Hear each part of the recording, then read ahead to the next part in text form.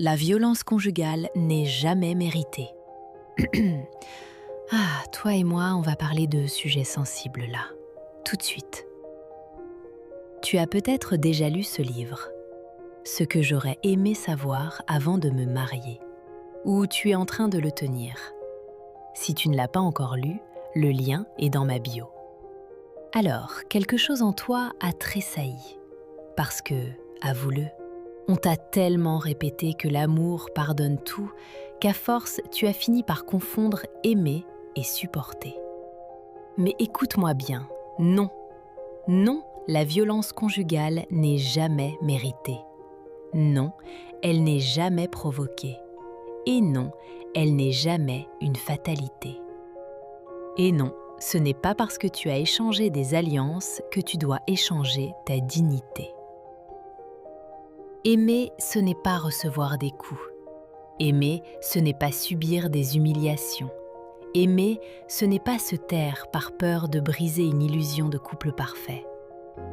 Tiens, pose-toi cette question, franchement. Est-ce que mon conjoint me protège ou il m'enterre? Parce que, attention, le mariage n'est pas une fosse où l'on disparaît, c'est un abri où l'on grandit. Si aujourd'hui tu reconnais dans ces mots une partie de ta vie, ne détourne pas ton regard. Je ne te juge pas, mais je t'en supplie, parle. À un proche, à un pasteur, ou porte plainte, oui, la loi existe pour toi. Puisque le livre le dit clairement, le vrai amour ne laisse pas l'autre pourrir dans l'ombre. Je vais te révéler un secret, mais avant, dis-moi en commentaire depuis quel pays tu m'écoutes. N'oublie pas de t'abonner si ce n'est pas encore fait. Merci. Tu veux que je te dise ce que personne n'ose assez répéter? Parfois, la plus belle preuve d'amour, ce n'est pas de rester, c'est de partir pour survivre. Alors voilà, si tu es enfermé dans une relation qui t'étouffe, souviens-toi, Dieu n'appelle personne à être un paillasson.